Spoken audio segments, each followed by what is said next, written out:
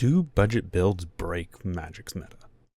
And that's a genuine question that comes from a couple games I've gotten into recently, where bringing a budget built deck to the table actually allowed me to win. So for those who've already seen some of my content, you may know that I enjoy breaking games a bit. And that also extends to card games I enjoy, such as Magic the Gathering. Now for me, it's never been about making the most powerful deck or trying to compete on a competitive level, but it's been more about the idea of budget building, trying to balance the price performance of a deck to get the most fun out of the cheapest cards. In part because I'm broke, but also because it challenges you to use cards you may have never noticed otherwise. For example, 3 of the cards that have been staples for my most recent deck have been Aegis Automaton, Vivian's Grizzly, and Havoc Jester. Aegis Automaton serves as a backup for one of my more major pieces in the deck, Temur Sabertooth, which allows you to bounce a creature back to your hand.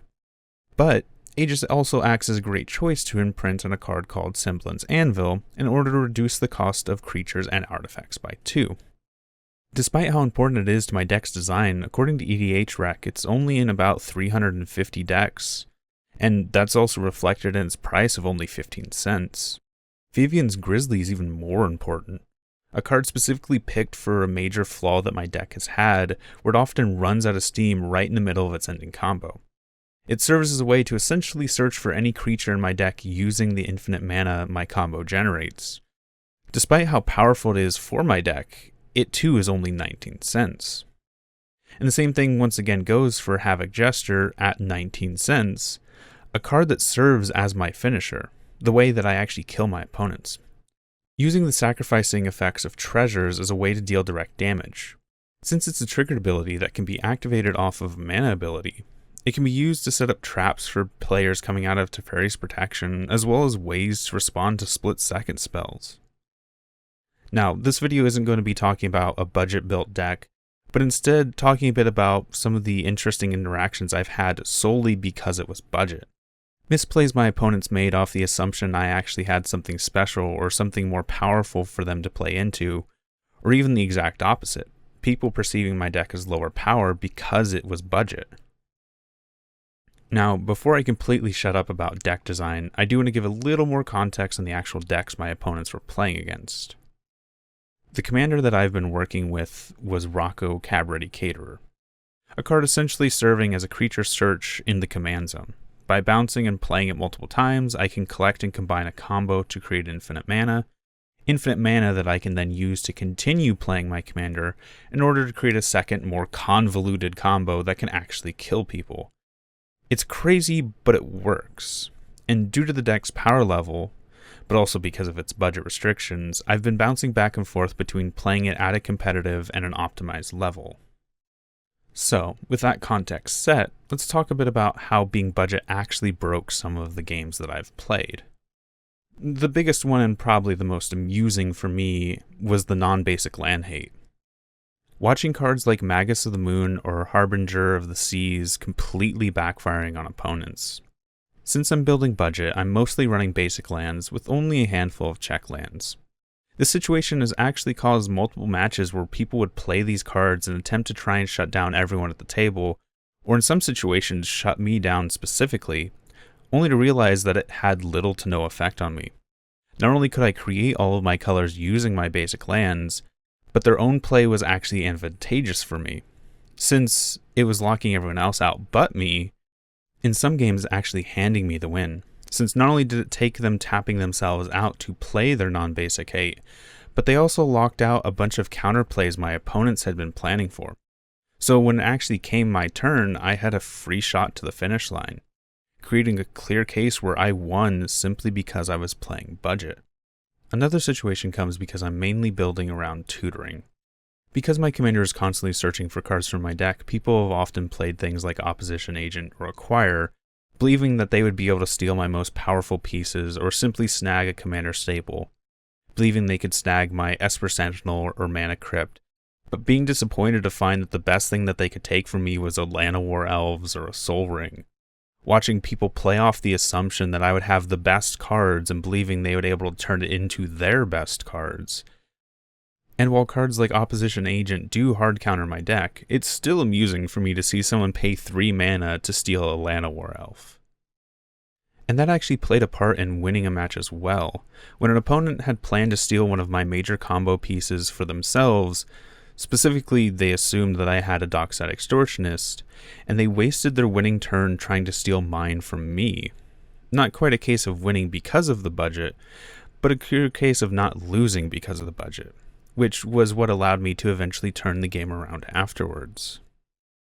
And while those might be the most clear cases, I've also seen a social element of being able to build budget decks. Because I'm not playing splashy cards like Dockside Extortionist or Esper Sentinel, Mana Tides, or really any major staple, I'm often overlooked as the threat at the table.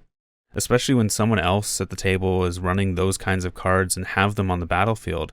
People often allow me to play my mana dorks unimpeded because they're planning to take on something that they see as more threatening, often waiting until it's too late to realize what I've been building up to.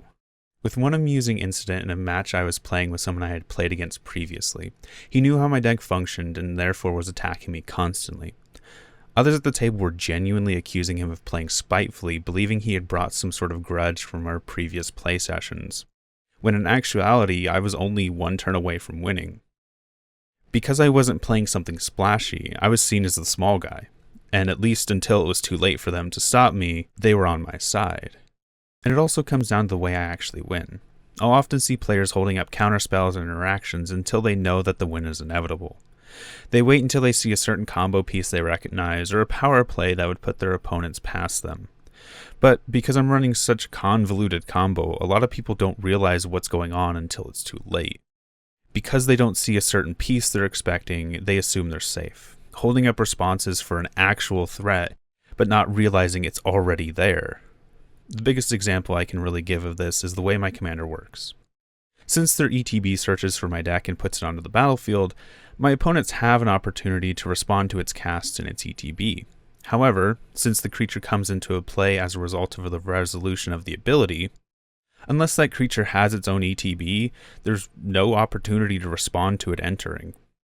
So I'll often try and sneak in a devoted druid onto the field, and since people see it as only half of the combo, they'll hold up their interaction until they can see it ready to complete, hoping that they'll have it ready if another threat possibly appears.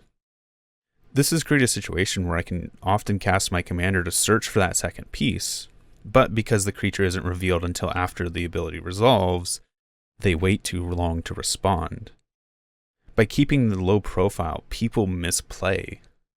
And I could continue to talk about specific interactions I've seen while playing Magic at this budget level, and it's often interesting to see the sort of ways that it can shake up the meta solely by playing cards that are considered weaker. People that don't know how to respond to certain situations or don't see something as threatening since it's not the big plays they're usually used to seeing in these situations. And that's why this is a genuine question. Do you think bringing certain budget cards to a table has actually allowed you to win a match?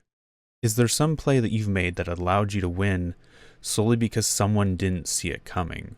Solely because it was budget? Because it was basic lands? Because the combo was convoluted? Because it was cheap?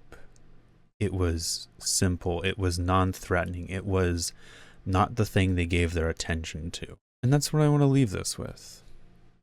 I enjoy playing Magic, I enjoy making budget builds, and I'm curious to see if we might be able to break the meta a bit more. So, with that being said, I'm going to end this episode here. Thanks for stopping by, thanks for sticking around, and until next time, peace.